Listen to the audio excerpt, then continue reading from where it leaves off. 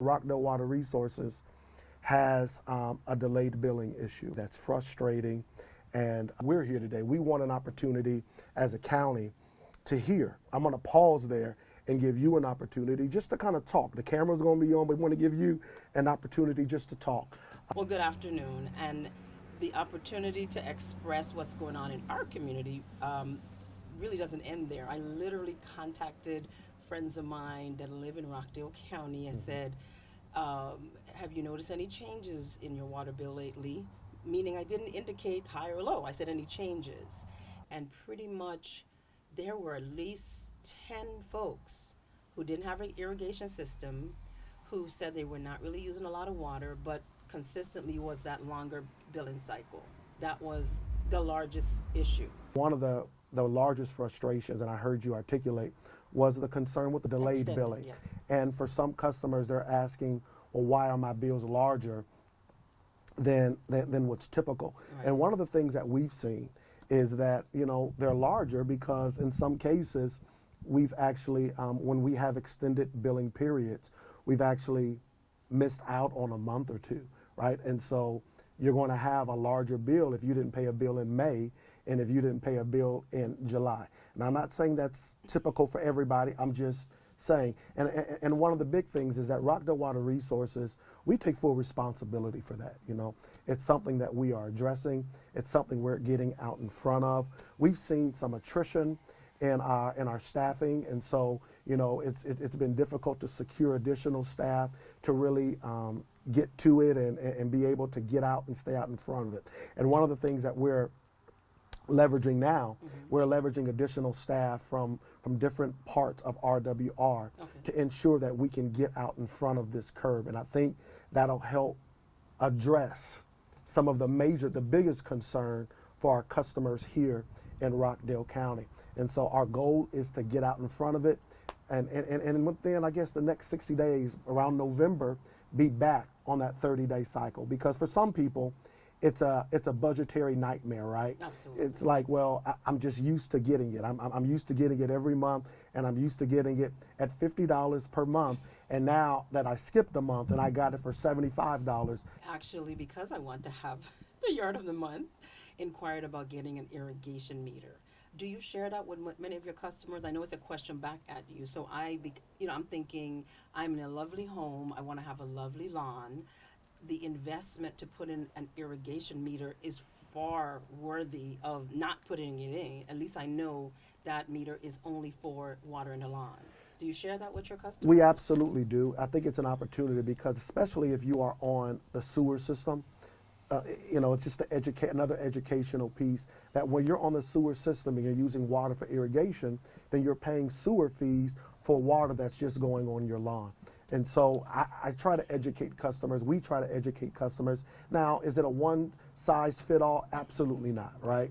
And so, because we ultimately have to leave it up to the customer to say, this makes sense for my home and I, or it doesn't make sense. I would say for new residents, when they sign up for a service, maybe customer service can communicate what to expect, because to me that is the shock. The shock is when you've moved from a county where you only paid water, like in Newton County, and then you come here. So to me, the customer service rep just maybe a brochure so that they can't say no one told them, Here's what to expect on your first bill.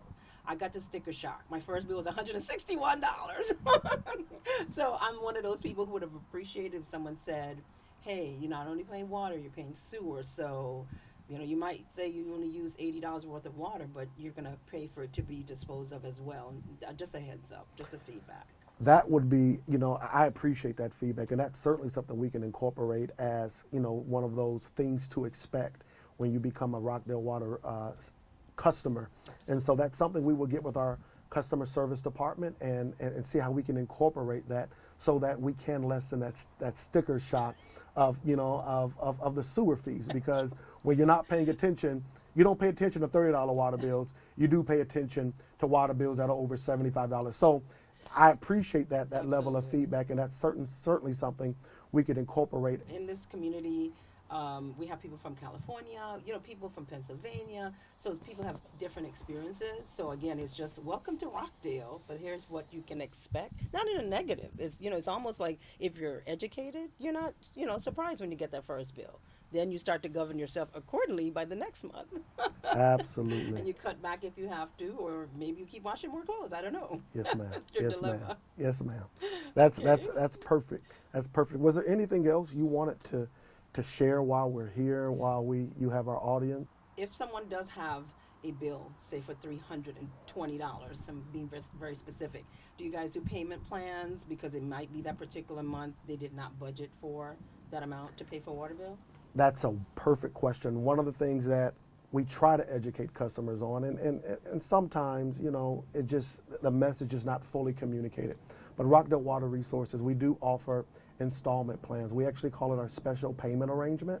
And what it gives a customer an opportunity to do, if you do have a larger bill, then what you'll do is you just contact us and say, hey, can I get this spread over a few months? Now what's going to happen is they'll take those installments and you'll be required to pay that installment on top of your next bill. So it's going to be important to understand that the next bill is coming, but if you got the sticker shock of the first bill saying, I use more water than I thought I was going to use, but then you're saying, you know what, I've adjusted where I needed to adjust, and now I'm in a place where I want to. Now you can take that larger bill, and we'll work with you. It's going to be important to pay it on time and those sort of things, right. But it's certainly something that we offer our customers. So I have another interesting one. I am a little bit spoiled with Snap and Shoals. I can go directly to their app. I can see how much power consumption I've used even on yesterday. That is a concern with Rockdale County. I went into the office. I said, you put in a new meter, a Neptune meter. Why can't I know what my consumption was on various days? Why do I have to call someone or walk in? Is that something you guys have looked into? Oh, absolutely. So the county as a whole, your community we've started in, we're actually in the process now of turning all of Rockdale County into a radio red meter county. Oh, you still here? Yeah, yes. Okay. You're one of the counties one of the districts that already have it. We've had some others that have been a part of it for years. Now it is a very costly undertaking, and so we are looking to move things along in that way. Okay. But there is the technology that you had just asked about of being able to actually see where your consumption is, and more importantly, I think the big thing is you want to be able to see when you have a leak. Absolutely. And so that's another technology component that costs. Of course. And so to get there, we're not looking to raise the rates, astronomically every year, because right. You're talking about a hefty fee to add those additional layers. That is something that we are looking into, and that once we have finished putting all the meters into Rockdale County, it's called our radio read program, or our AMI program. Describe it. It means that the guy drives by and he can read their water. Oh, we won't even need the guy to drive by. Oh. Ms. Nisbett. Okay. We have gateways that we've set up that actually is like a Wi-Fi signal. It captures the read and it allows it to go into our office, right? And so what you've seen for your particular meter, we can see that at our office on a day-to-day function, right? And so we've improved that system, and we've actually gotten better meters that have a greater strength so that we can ensure that we're capturing all the data. Okay, this concern is definitely from one of your customers. They looked at the bill, they go into the office, the person says, for these 7 days, you use over 15,000 gallons of water. They're like, that's impossible. So the customer service rep says, you probably had a leak. Well, the response to that is, leaks don't fix themselves. So how do you address where the customer service rep will be representing that is probably because of a leak, but then it was only for 7 days and not for the rest of the month? So that's something, again, one of the customers, one of our neighbors shared that with us, and I don't know if you've ever heard of that type of situation, but that happened. What we call a leak, yeah. Some things can be leaky. So let me explain.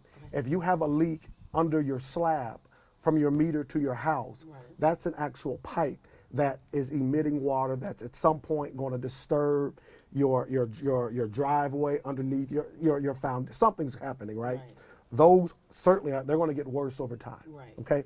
Now, if you have a running toilet, which I've seen many times, a running toilet can be fixed. Right. A running toilet can be fixed by the old school jiggling of the handle or turning the water off at the base, right? Or you have other things. I had a situation at my own home where I had an issue with my ice maker that was doing something weird. So in certain situations, when we say leaks don't fix themselves, Yes. sometimes what's happening is that though that seems like a lot of water to be on the ground, Yeah. it's not a lot of water for your toilet.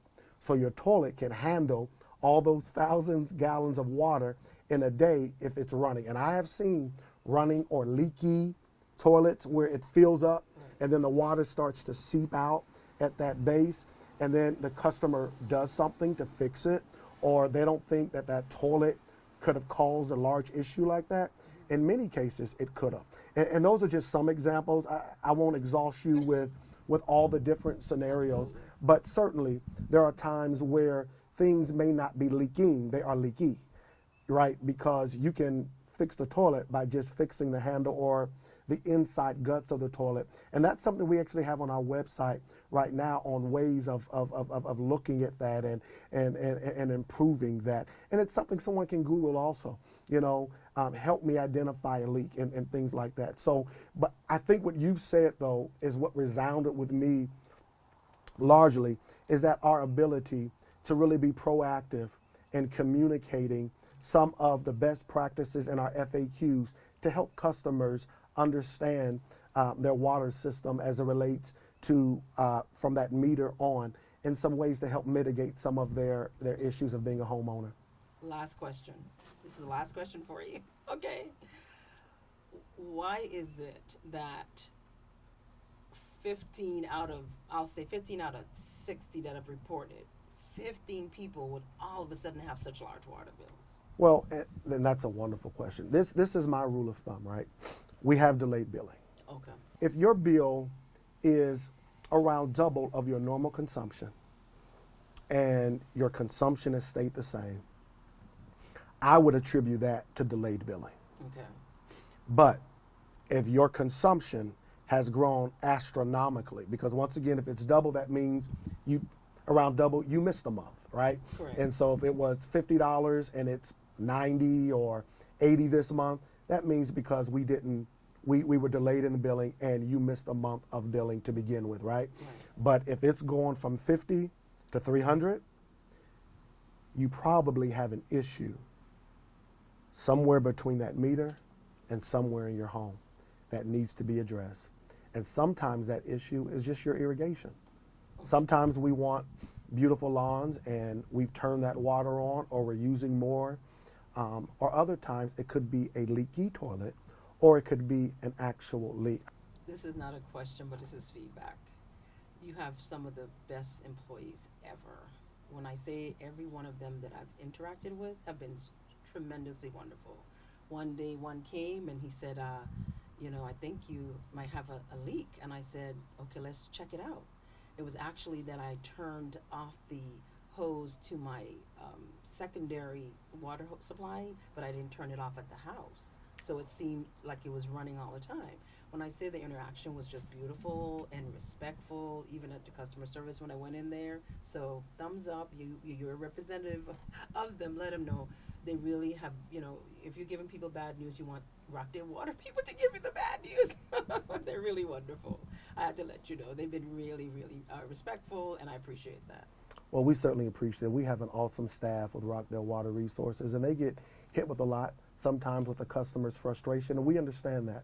But we have a great group, and I appreciate you taking the time to applaud them. Absolutely. and what they do well and trying to offer the best level of service, I believe, in Georgia. And so I'm excited that we've had this opportunity to sit down and to have a conversation. I think this is where we start.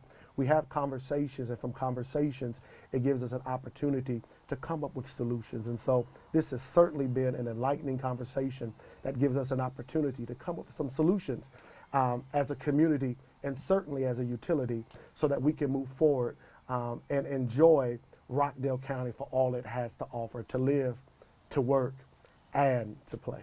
So I appreciate this time. You're welcome. Yes, ma'am.